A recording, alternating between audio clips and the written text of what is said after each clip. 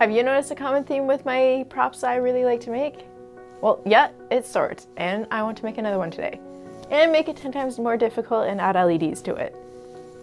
Hi, I'm Sam, and I like to make geeky things, and today we're gonna make Wonder Woman's sword. Let's get it printing. Here is a file that I use from CG Trader. It looks like the file is not for sale right now, but you can search the web to find another model. I went for this model because I like the texture that is on the handle, and it will look really nice after adding some highlights and lowlights. The model is broken up into 3 pieces: the handle, guard, and the blade.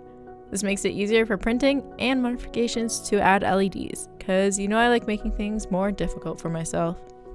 But hey, LEDs make everything better, right? Right? Anyway, let's open up the model in Blender. First things first, time to decide what part of the blade that I want to light up. For this, I think to switch it up, I won't make the entire sword light up, but instead just the runes. Kind of like when Wonder Woman activates her powers and she glows. The model luckily has the runes coming out of the sword, which will make life so much easier, and I'll show you why soon. Next, the connector for the LEDs will need a path through the guard to the handle, while the handle needs to be hollow to hold the chips and the battery. The battery will go at the very end where the 2 serpentines end. The handle is pretty large, so I don't think I'll have a problem using the same setup that I usually use. Before doing anything to the model, I'll start blocking out where I want the electronics to go. The top piece here is the battery, below is where the chips will sit, and this skinny long rectangle is for the LEDs. This sword is different than my previous swords as it doesn't have a design element to hide where the electronics go, like the Mist Splitter had. Thus, we will have to slice the handle in half, but first, let's do the LEDs and get the blade printed. It's time to make the skinny rectangle for the LEDs. Using the outside circle, drag the cube to make it bigger. The outside circle will modify all dimensions of the object, while clicking and dragging the arrows in the middle, the red, blue, and green, will only modify it in that single direction. We want this to be as long as a blade, so select the blue arrow and pull it up to make it longer. You can get the correct width and height from measuring the LEDs you're going to use, or be like me and just print out a slice of the blade to make sure the LEDs will fit. Once you have it positioned properly, it's time to use a Boolean modifier. Basically what this does is it carves out the section of the second object from the first object. Select the object you want the hole in, this case will be the blade, and on the corner select modifiers and add Boolean. Select the rectangle you just created from the drop down list, make the rectangle visibility off, and then you can see the area that was cut out. I already did this on the blade, but I've somehow misplaced the original video, so I redid it. If this does not work, you can try hitting fast. If that doesn't work, that means something is wrong with your 3D model, and you will have to fix it before any booleans can work. Leave a comment down below if you would like me to go into more detail about this in another video. I would also double check in Kira to make sure that you didn't go too close to the edge of the top of the sword. I had to go back and redo this because I had it way too far up, and it was only printing 1 layer line at some of the areas. Repeat the same steps for the guard with a larger rectangle so the connector for the LEDs will be able to pass through. Now for the handle. The top rectangle is the exact dimensions of the battery that I will use, plus 2 to 3% larger because that is how tolerances work. Now, in my previous videos I can usually go into the model and divide the 2 pieces in half, but since this handle doesn't have a really good area to slice it to hide the seams, I decided to just cut it straight. Any straight cuts, don't even bother going in unless it's a really easy shape. It's honestly easier just to open Mesh Mixer and cut it in half and re-import it back into Blender. We are almost done with Blender. I know it's boring, but if you want to add LEDs to your prints, you have to learn different methods to do so. Same steps as before, Boolean the battery for the bottom and mid sections of the handle, and now it comes to the part to fit the 2 together. To do this, we are going to select all the flat faces of the bottom handle. Once that is selected, hit E. This will extend the faces. Now don't click off, but drag it down. Do this 2 more times, and now select the bottom 2 rows of faces and shrink them and move it up. We are basically creating an insert that will be Boolean out of the handle in order to friction fit in. Make sure you turn the visibility of the top handle on so the insert is smaller than the handle. Once you are happy with it, create a duplicate of the top and size it up 2 to 3%. You'll have to move it down and line it up. Boolean the handle with the large end handle and you'll print the original piece. I strongly encourage you to print out test pieces to make sure they fit together. The point in doing this in Blender is because you do not want to change the percentage in Cura. They won't have a flush edge and it will be very noticeable.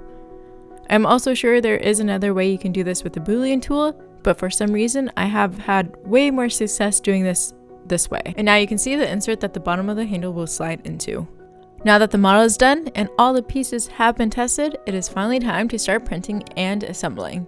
I use clear PLA for the blade portion and whatever leftovers I have for the handle. Once the 3D print is done, it is time for assembly. Because the blade isn't flat, I held it together with some tape so I can iron the two pieces together. I recently started moving away from using super glue for joining the two sections, as it's even more toxic burning plastic and glue than just plastic. Plus, you really don't need the glue. Make sure you wear proper protection and are in a well-ventilated area. I even put on my air purifier to help out.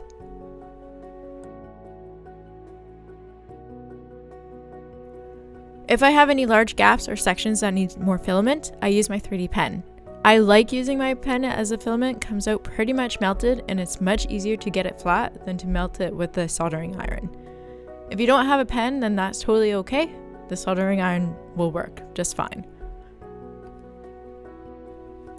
I did glue the LEDs inside the blade at this point, but I realized after that I can keep the blade and handle separated for travel and just push the LEDs through the blade when assembling.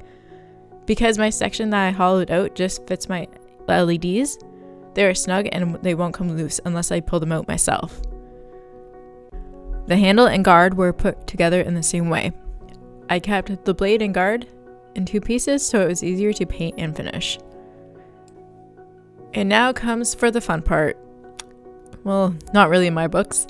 I lightly sanded the handle with 120 grit sand block. A lot of texture is on the handle which helps hide the layer lines, so I mainly focus on the areas that had supports. And now it's time for filler primer and Bondo. I placed a strip of tape along the runes so I wouldn't get any Bondo near them. I used two different Bondos, one that comes in a tube that is pre-mixed and one that comes in a can with a tube of hardener.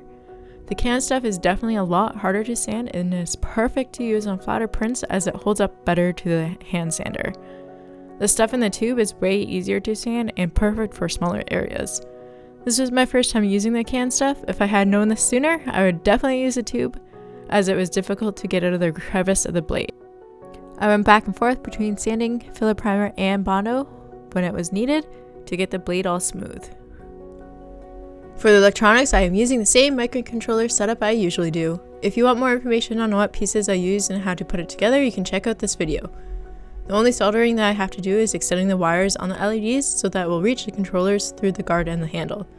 This is why I love having controllers on hand, keeping them modular so I can keep reusing them depending on what prop I need that day. Now onto the painting. I start with a white 2-in-1 paint / primer on all the pieces. I've tried using the same brand of paint but in black, but for some reason the white always turns out way better. I'll be using Alclad for the blade, so that means you need a shiny black base coat. The guard and handle also get a black coat, as gold will show up 10 times better over black. I have tried a few different suggested colors and I always come back to black because that's usually what I have in stock. And now you're probably wondering why we covered and painted the whole blade. Well, it is time to help the LEDs shine through. Remember why I said the runes coming out of the blade would make life easier? Well, it just means instead of masking any of those off, we can just sand the layers of paint down until we get it back to the PLA. You can turn off the lights, turn on the sword, and watch while the LEDs start shining through. Now, I did miss some areas with paint and light is leaking through. I actually quite like this effect, kind of like the power is bursting throughout the sword, so I decided to leave it. If you don't want your prop like this, double check with LEDs in it after you do the base coats. You might just need another layer or so of paint to stop the bleeding of the light. After all sanded, I did go over the sanded portion with some transparent silver paint. It's the same paint that I used on Excalibur. After that, it was time to give the sword some dimension with a wash. For the sword, I used gray airbrush paint because I ran out of regular paint, and water to wash over the sword in the deeper sections. I then took some paper towel and wiped off any of the excess.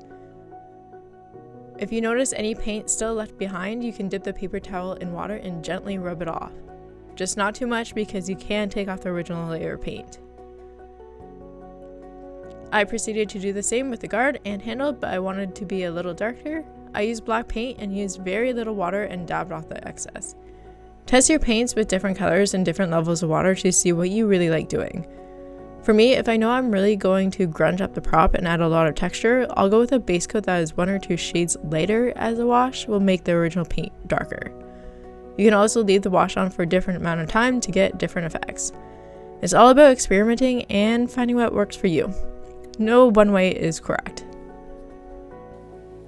And with that, this sword is complete.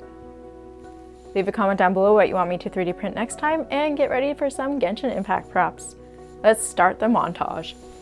Okay, pause for a second. It was really cold during this week, like negative 26 degrees Celsius. Unfortunately, when I went to pick up the sword, the entire 5 sections all fell apart. I'm really not sure how that happened, but I guess I need to go deeper with my welding. This is why 3D prints aren't the greatest, because it doesn't go deeper than the surface. So you'll see all the breakpoints. Things happen and you just gotta deal with it.